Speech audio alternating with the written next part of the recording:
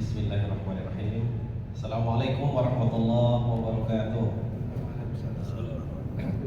Alhamdulillahi rabbil alamin. Wassalatu wassalamu ala nabiyyina Muhammadin wa ala alihi wa ashabihi ajma'in wa man tabi'ahum bi ihsanin ila yaumiddin. Allahumma 'allimna ma yanfa'una wanfa'na bima 'allamtana warzuqna ilman tanfa'una bihi wazidna ilman wa imanan wa hudan wa tuqan ya rabbal alamin. Allahumma rzuqna al-ikhlas fil qawli wal amal. Allahumma rabbana ighfir lana wa liwalidayna wa walidayhim wa limashayikhina wa lil muslimina wal muslimat innaka antal ghafurur rahim. Allahumma faqihna fid din wa 'allimna at-ta'wil. Jamaah pengajian, jamaah Masjid Ikhlas yang semoga kita selalu dirahmati Allah Subhanahu wa taala. Pada pembahasan berikut kita masih pada hukum mandi dan hukum janabah. Pada pertemuan sebelumnya kita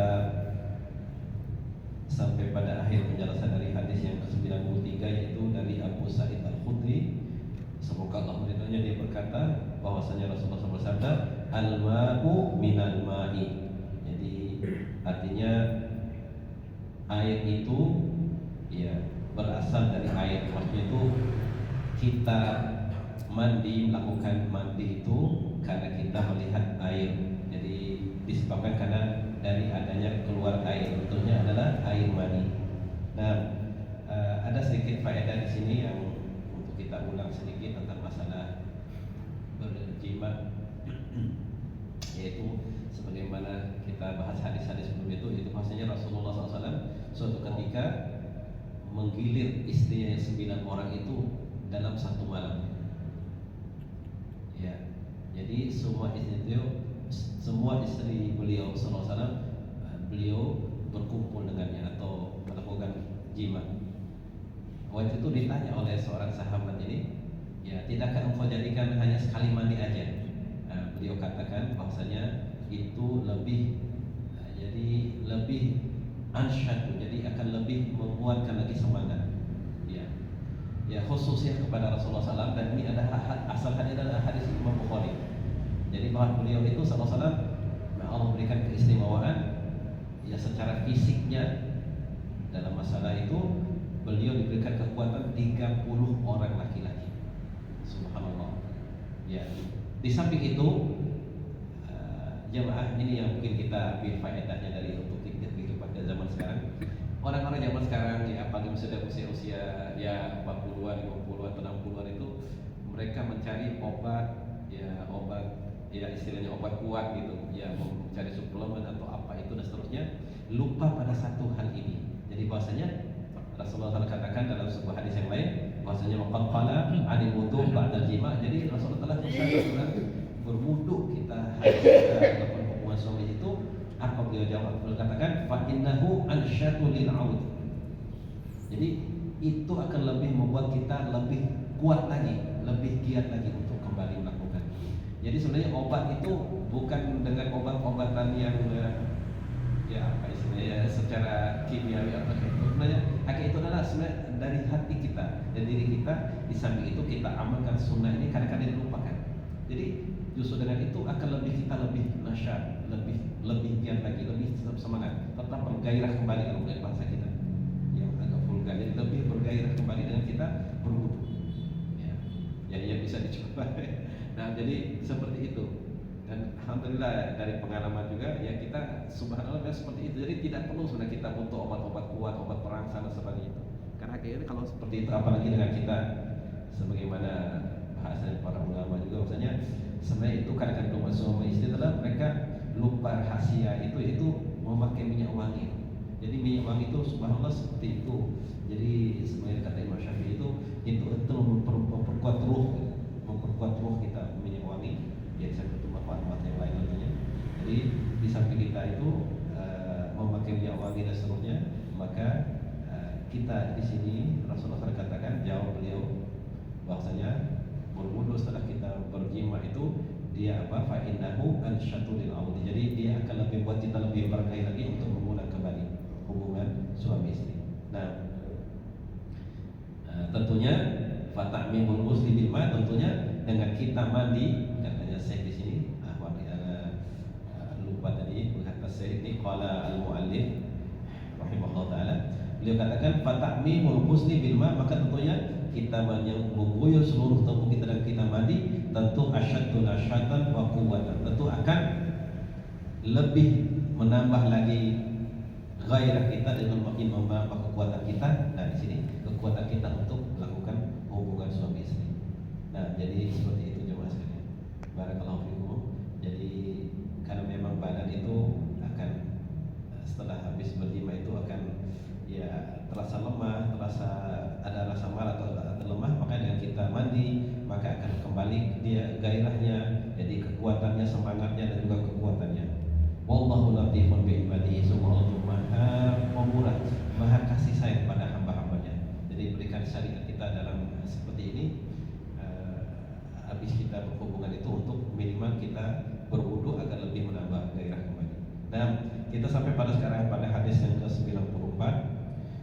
Nah, qala al-muallif rahimahullah taala, wa an Abi Hurairah radhiyallahu anhu qala Rasulullah sallallahu alaihi wasallam, idza jalasa baina syu'abiha al-arba' thumma jahadaha faqad wajaba al-ghusl, muttafaqun alaih. Jadi dalam hadis ini Rasulullah SAW bersabda dari Abu Hurairah, semoga Allah meridhoinya, dia berkata, Rasulullah SAW bersabda, apabila seorang laki-laki telah duduk di antara 4 cabang dari istrinya, jadi baina syu'abiha al-arba', jadi 4 cabang sudah menggauli gitu. Ini kinayah sebenarnya, jadi kinayah itu bahasa kiasan untuk menggauli itu. Summa jahadaha, kalau dia menggaulinya, faqad wajabal ghusl, maka telah wajib atasnya untuk mandi. Nah, jadi insya Allah mudah sekali maknanya, insya Allah. Jadi nah sekarang ini kita langsung ambil faedahnya saja. Ma yu'khadhu minal hadis, apa yang bisa kita ambil faedah dari hadis ini?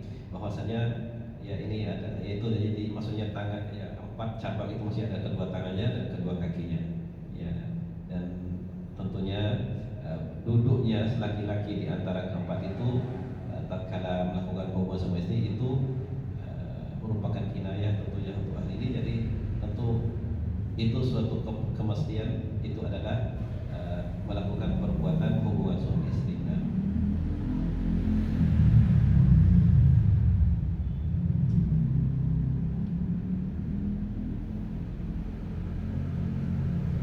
Nah, kita lanjutkan.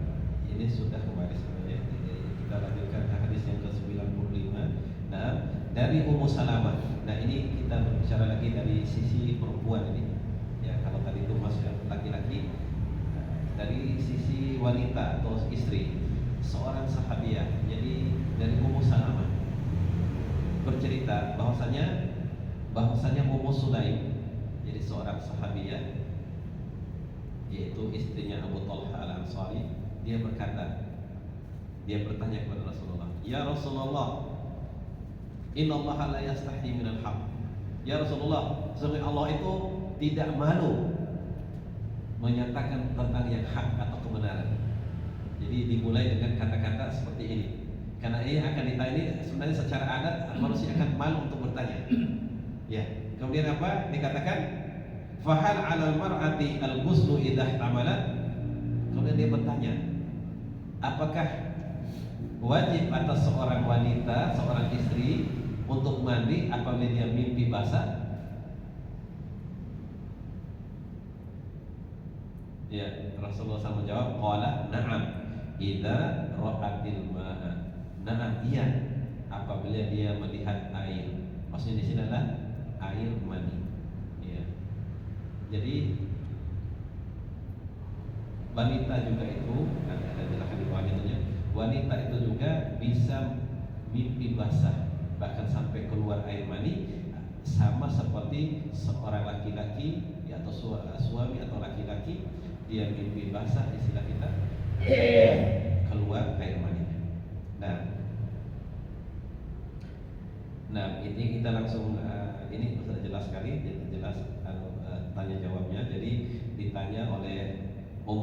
Salamah ini, Ummu Sulaim ini, bahwasanya beliau radhiyallahu anhu bertanya, fahal alal mar'ati al-ghuslu idza tamalat, apakah wajib atas seorang wanita untuk mandi tatkala dia bermimpi, maksud mimpi basah?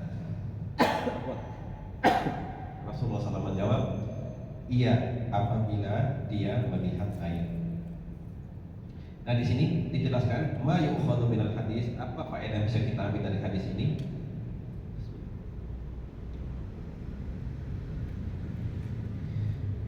Jadi seorang wanita itu mereka juga bisa bermimpi tatkala dia tidur itu sebagaimana mimpinya laki-laki. Jadi mereka bisa mimpi basah. Ya, dia membayangkan di dalam mimpinya itu dia sebagaimana yang dilakukan seorang suami dan istrinya. Maka sebagaimana juga seorang laki-laki seperti itu.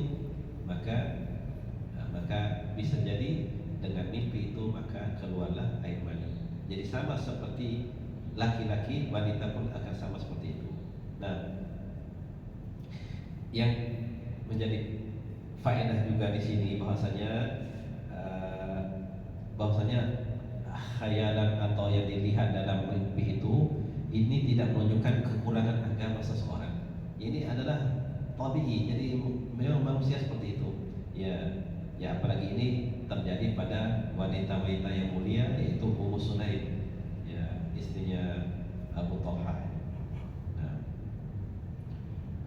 tatkala itu Rasulullah SAW tidak menanyakan ya sebabnya atau kenapa sampai bisa seperti itu, tapi Rasulullah SAW mengatakan iya, na'am, apabila dia melihat air, maksudnya air mani. Jadi seperti tadi sudah dijelaskan tadi bahasanya seorang laki-laki juga, seorang wanita apabila mimpi basah maka dia lihat air, maka dia wajib atasnya untuk mandi. Dan juga seorang wanita mengeluarkan air mani sebagaimana keluarnya air mani laki-laki. Oleh karena itu ya kita sudah maklum bersama, sudah kita belajar ilmu biologi, di sini ada dijelaskan pada hadis berikutnya nanti. Jadi bahasanya janin itu ya terjadinya percampuran antara ya ovarium, kalau bahasa biologi itu ovarium dan air dari maninya laki-laki dan juga itu. Nah, itu juga ada air mani perempuan. Jadi air itu, janin itu terjadi ya dengan kehendak Allah SWT, adalah campuran dari air mani laki-laki dan air perempuan. Wahya nutfatin amsyaj. Sebagaimana Allah SWT berfirman dalam Al-Quran, inna khalaqanal insana min nutfatin amsyajin nabtali, dalam surah Al-Insan itu. Ya, jadi sesungguhnya kami telah memberikan manusia dari nutfah yang tercampur dari laki-laki dan perempuan untuk kami uji mereka. Ya, uji dengan al-haq, uji dengan al-haq dan al-batil dan seterusnya. Bahkan dan usabi dan seterusnya. Nah, di sini jemaah, maka oleh karena itu dijelaskan di sini oleh Syekh di sini bahwasanya juga faedah dari hadis ini penetapan bahwasanya Allah Subhanahu wa taala itu juga sifat Allah itu adalah penetapan sifat manu bagi Allah Subhanahu wa taala. Yang tentunya penetapan ini secara hakikatnya yang sesuai dengan keagungan dan kebesaran Allah Subhanahu wa taala.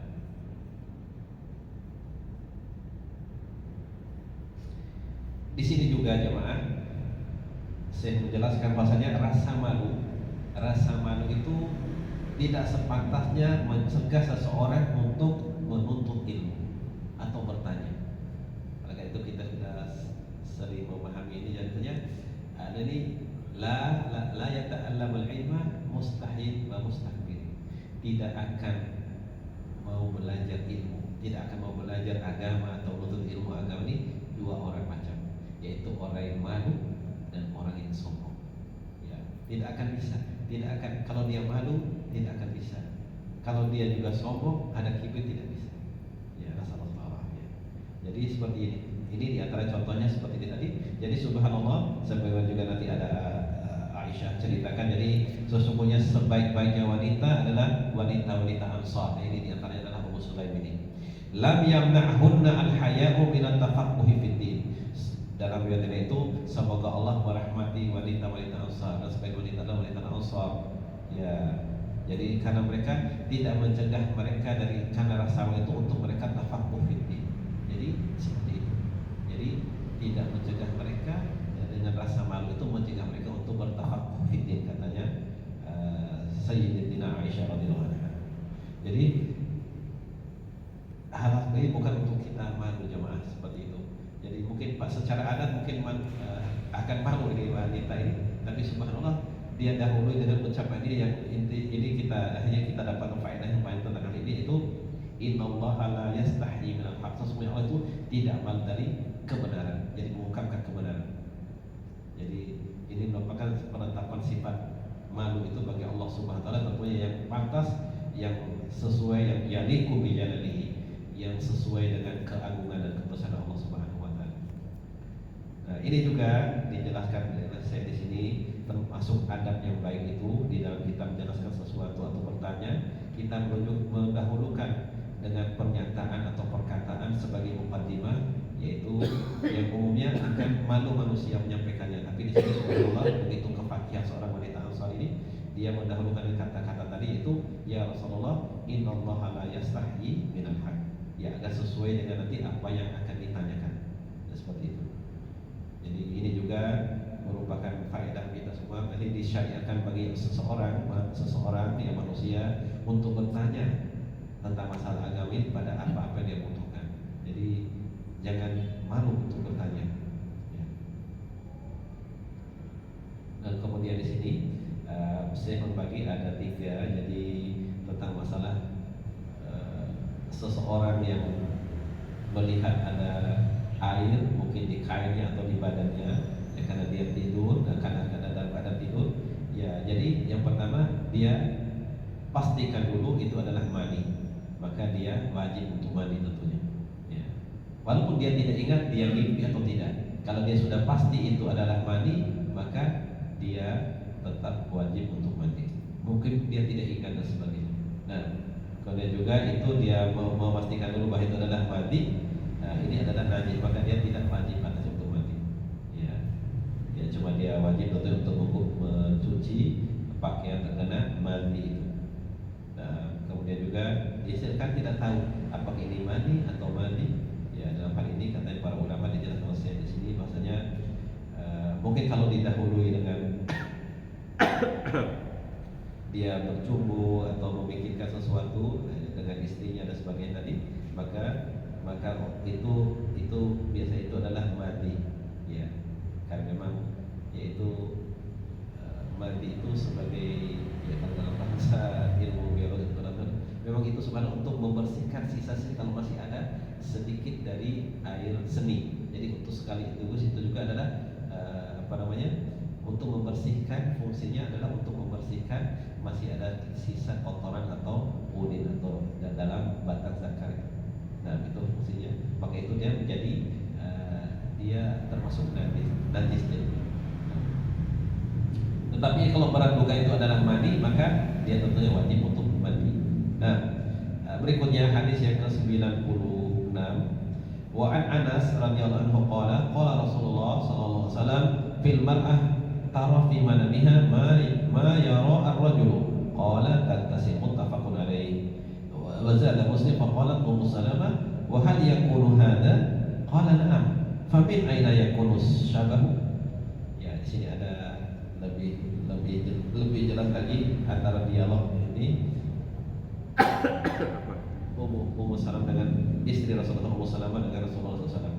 Jadi dari Anas bin Malik, dia berkata bahwasanya Rasulullah bersabda tentang seorang wanita yang melihat di dalam mimpinya itu apa yang dilihat oleh laki-laki, maksudnya adalah dia melihat mimpinya atau dia mimpi basah keluar air maninya, maka Rasulullah berkata taghtasil. Jadi dia adalah wanita tersebut mandi, muttafaqun alaih.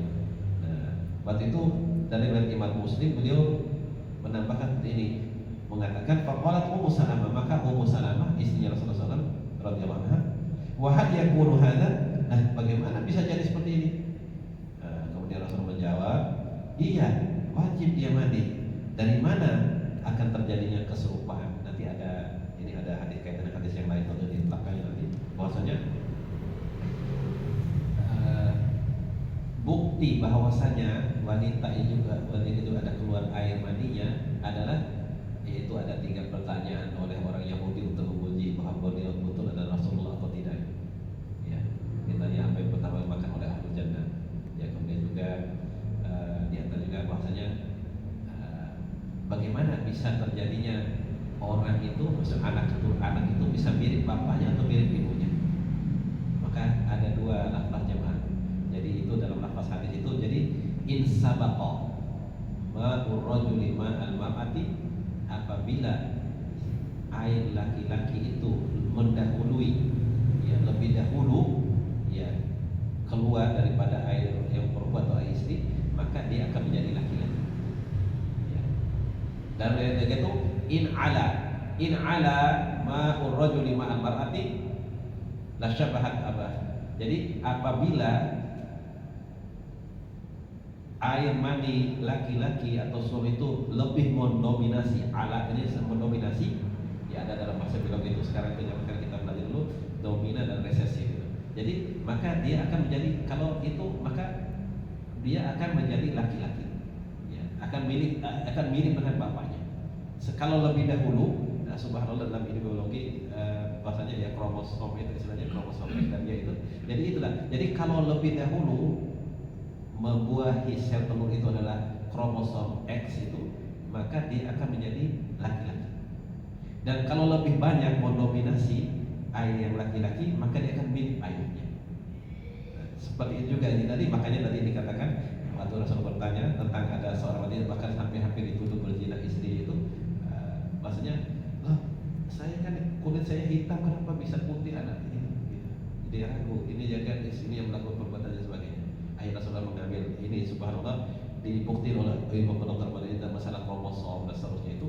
Nah di situ bukti maksudnya, ya bisa jadi mungkin ayahnya atau kakeknya atau dulu itu ada yang kulitnya putih. Nah itulah dia. Waktu Rasulullah memisahkan dengan kuda gitu. Ya kuda itu akan melihat, misalnya kuda itu warna hitam, tapi kan ada mungkin ada keturunan itu yang ada belang-belang putihnya sudah di situ lah. Dari irfun kata Rasulullah di dalam hadis itu, di dalam hadis di belakang ini, bahwasanya itulah irfun itu. Jadi itulah jadi pengaruh kromosom, karena bisa jadi kromosom ini pada keturunan pertama mungkin tidak kelihatan, bisa jadi nanti akan kelihatan, akan muncul lagi pada keturunan kedua atau ketiga dan seterusnya. Jadi seperti itu. Subhanallah. Di sinilah jamaah kita subhanallah makin meyakini ya sadaqallah wa sadaqa rasuluhu Nabi Karim, benarnya sabda Rasul ini semua betul-betul ma yantiqu anil hawa in huwa illa wahyu. Jadi kedokteran modern sekarang membuktikan semua apa-apa yang Rasulullah sampaikan itu benar adanya. Jadi tidak sama sekali, tidak bisa secara akal dari saat modern semua akan pasti mengatakan benarlah apa yang Rasulullah SAW katakan saat akan lebih dari 14 abad yang lalu. Jadi benar sekali. Nah, jadi seperti itu.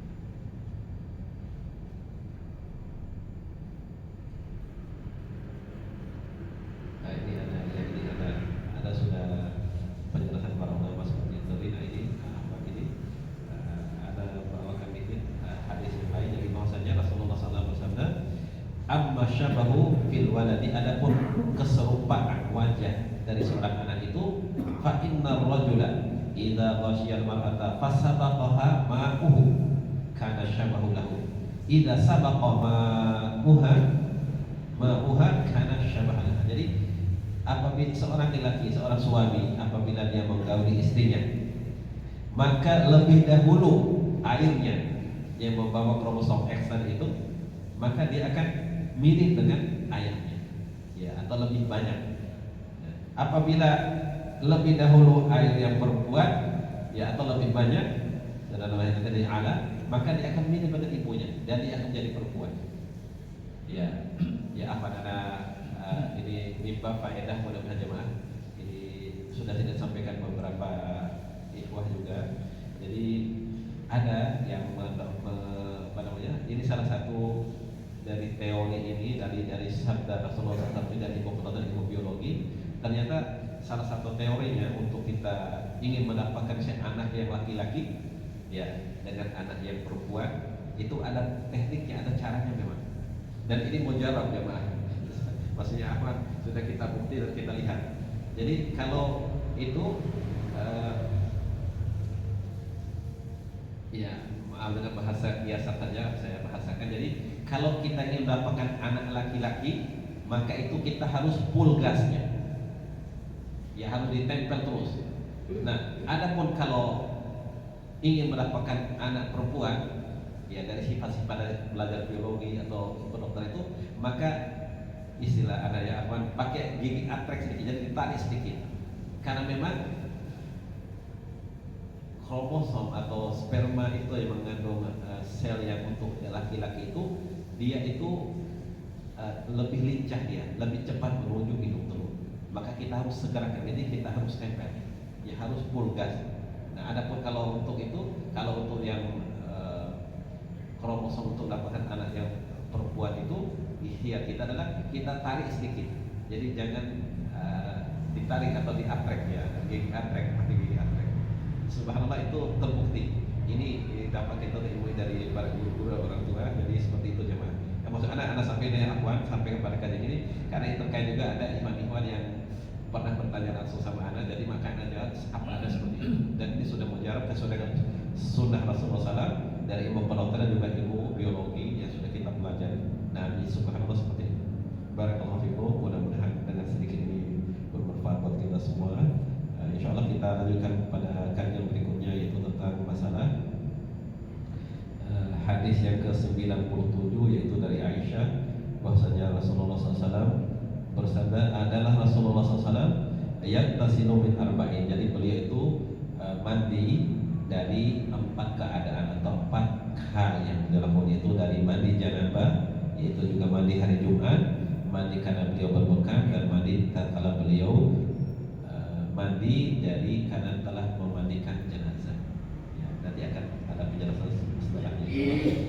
Rawahu Abu Daud dan disahihkan beliau dari Ibnu Huzaimah. Tapi para ulama mengatakan bahwa ini hadis yang dhaif, tapi ada juga sebagian ulama yang menguatkan.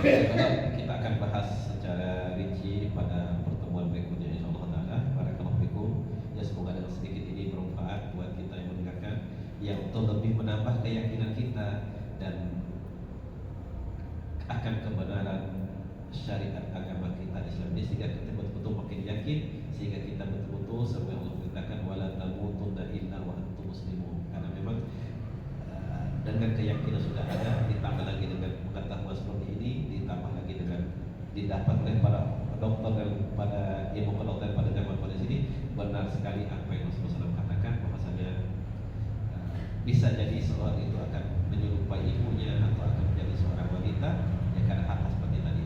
Ternyata memang betul apa yang Rasulullah SAW katakan, dan diketemuti dalam kehidupan kita pada zaman sekarang. Allah Ta'ala alam. Barakallahu fikum. Naktafi bihadzal qadar wa sanwasil ma'akum insyaallah usbu'aini al-qadimaini insyaallah ta'ala fi mutala'ah kitab Tawdihul Ahkam min Bulughil Maram insyaallah ta'ala. Subhanakallahumma wa bihamdika asyhadu an la ilaha illa anta astaghfiruka wa atubu ilaik. Allahumma qsim lana min khashyatika ma tahulu bihi bainana wa baina ma'siyatik, wa min ta'atika ma tuballighuna bihi jannatak, wa min al-yaqini ma tuhawwinu bihi 'alaina masa'ib ad-dunya. Allahumma matti'na bi asma'ina wa absarina wa quwwatina ma ahyaytana waj'alhu al-waritha minna waj'al sa'rana 'ala man zalamana wansurna 'ala man 'adana wa la taj'al musibatana fi dinina wa la taj'al ad-dunya akbar hammina wa la mablagha ilmina wa la tusallit 'alaina man la yarhamuna. Allahumma aslih lana dinana alladhi huwa ismatu amrina wa aslih lana dunyana allati fiha ma'ashuna wa aslih lana akhiratana allati ilaiha ma'aduna waj'alil hayata ziyadatan lana fi kulli khair waj'alil mauta rahatan lana min kulli syarr. Rabbana hab lana min azwajina wa dhurriyyatina qurrata a'yunin waj'alna lil muttaqina imama. Rabbana ja'alna muqimas shalah wa min dhurriyyatina rabbana wa taqabbal du'a. Rabbana ighfir lana wa liwalidayna wa lil mu'minina yawma yaqumul hisab. Wa sallallahu ala nabiyyina Muhammadin wa ala alihi washabbihi wasallam. Subhanaka rabbil izzati amma yasifun wa salamun alal mursalin walhamdulillah.